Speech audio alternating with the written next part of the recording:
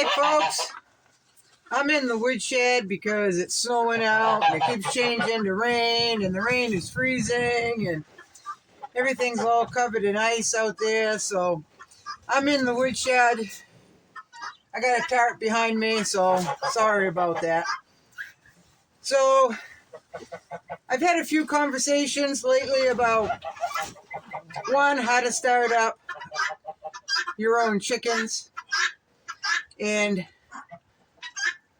others, what they do is they raise chickens for a season and then they cull them before winter, and in the spring they buy some chicks and go round and round, right? I think that's all well and good. What I did, though, is people call my place a working homestead, and the geese. And what a working homestead, in my definition, is you, well, I got some chicks. I got some baby chicks, my New Hampshire Reds, and I raised them. The next year, they were old enough to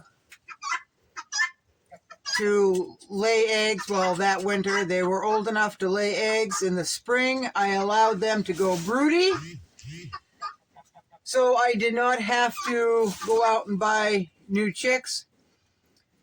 So my year-old hens laid eggs. They were fertilized by the rooster. And then they sat on the eggs and hatched them out, right? That happens every year. I do that with my chickens, my ducks, my guinea fowl, right? So every year I do not have to go out and buy new chicks, which is getting pretty costly, I guess, from what I hear. So that saves money, and if you're pleased with the breed of chickens that you have, then there's a nice lineage there, right? Or ducks. It just saves money, folks. Now, if I have extra roosters, they get processed that fall. So there's my chicken, right? Same with the ducks, same with the guinea fowl. So every year I do not have to go out and either buy eggs and incubate them. I don't have to go out and buy chicks. I don't have to buy anything additional now because I have established my homestead. So they all lay eggs and they all brood the eggs and they hatch the eggs, and right? So it's ongoing. So that's what I do. Now, the first 2 years while I was getting I keep looking over there because I'm looking at my coop, folks. For the first 2 years, I did do meat birds. I did the jumbo Cornish cross. And because I didn't want to do in my chickens because they were for brooding and they were for hatching, right? For future chickens. So the first 2 years I did buy and raise my jumbo Cornish cross chickens, and I did can those up. And after that second year, all the birds here were established and I didn't have to do anything. So that saves money. You get used to your chickens and your chickens get used to you, and you don't have to fight with anything. You don't have to, it's all done right in your yard now. So that just saves a lot of time. That saves a lot of hassle, right? A lot of people prefer to do that. Those who have raised chickens for many, many years prefer to do it that way. But you got to start somewhere, right? Now, I haven't bought chicks in a long time, folks. But when I first started out, I heard real good reviews on Murray McMurray Hatchery, and I received my chickens, my chicks through them, and that's how I started, through Murray McMurray. I've been very pleased with them, folks. Now, when you order, or used to be, when you ordered chicks, you get a free rare bird, right? I think it's called rare bird. Anytime anyone that I know of who has ordered through Murray McMurray and chose to get a free bird, they've all been roosters, folks. Every one of them. So heads up on that. And also those rare breed roosters, they just didn't survive. Their tolerance isn't up, their stamina isn't up, they're not a very, I don't even know what the word is, folks. They're not a very, the breeds, I've heard of several breeds where they've gotten roosters and none of them lived past a year, folks. They just don't have the endurance. That's what I don't know if they're not disease tolerant or what, folks, but everyone that I know of that has gotten a free rare chick with their order from Murray McMurray, and I'm sure that's the way with any that offer, an extra bird. There's a reason that they're rare, right? They don't have the endurance, they don't have the stamina, they're not a bird that you would want around. One of mine was a rooster, a Dorking rooster, and that was the meanest rooster I've ever seen in my life, folks, right?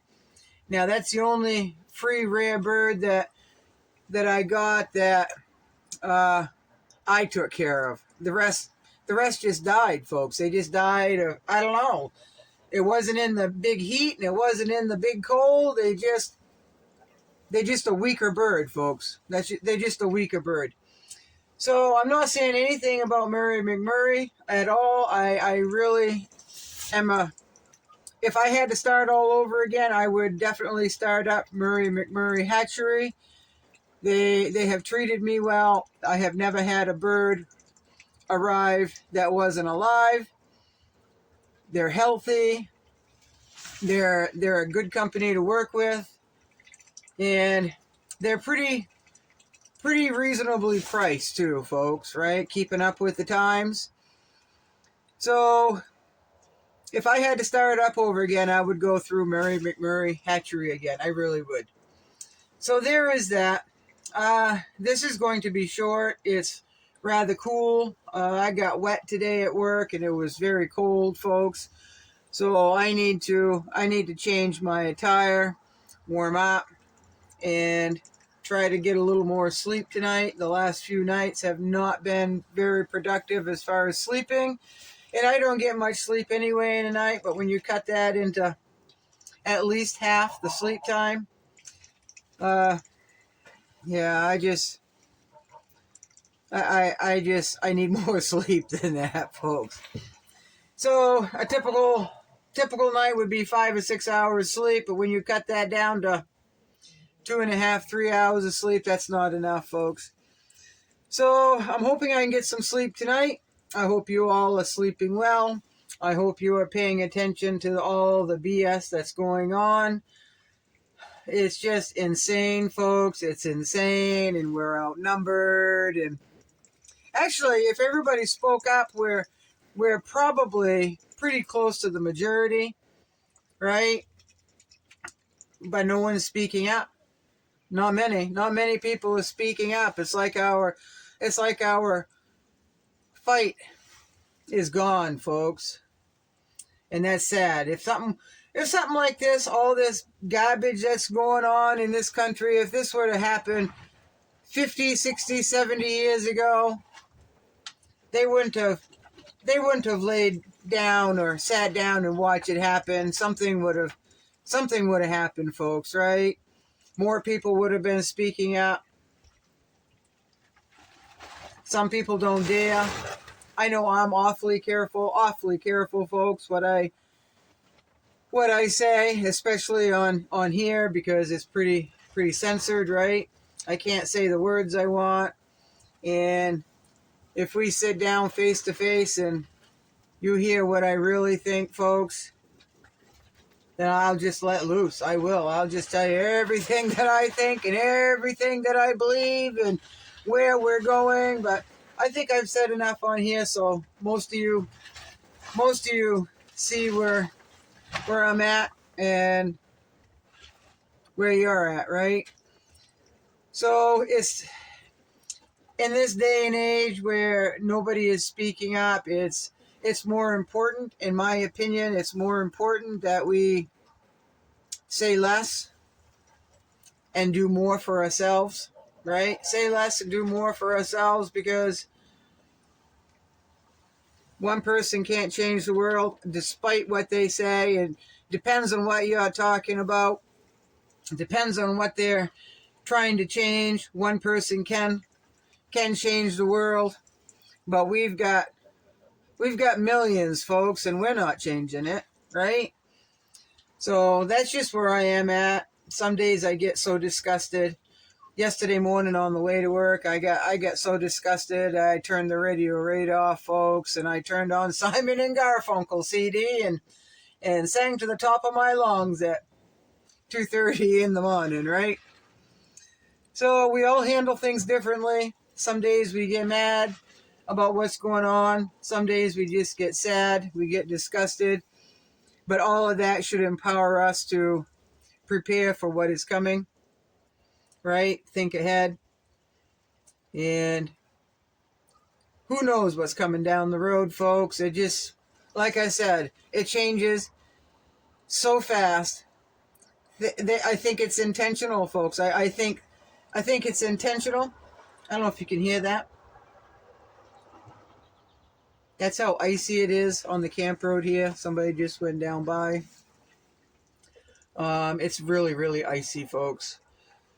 I don't know where I was, folks, but when things get tough, I dig in. When things get real tough, I become a fighter. Fighter for my own sanity. Fighter to do what I need to do here. Fight it on my own terms. Turn it inward and do what's best for me, right? I hope you all are doing that, right? So, like I said, it's snowing out. It was raining. The roads were very slippery. There's icicles hanging off from everything.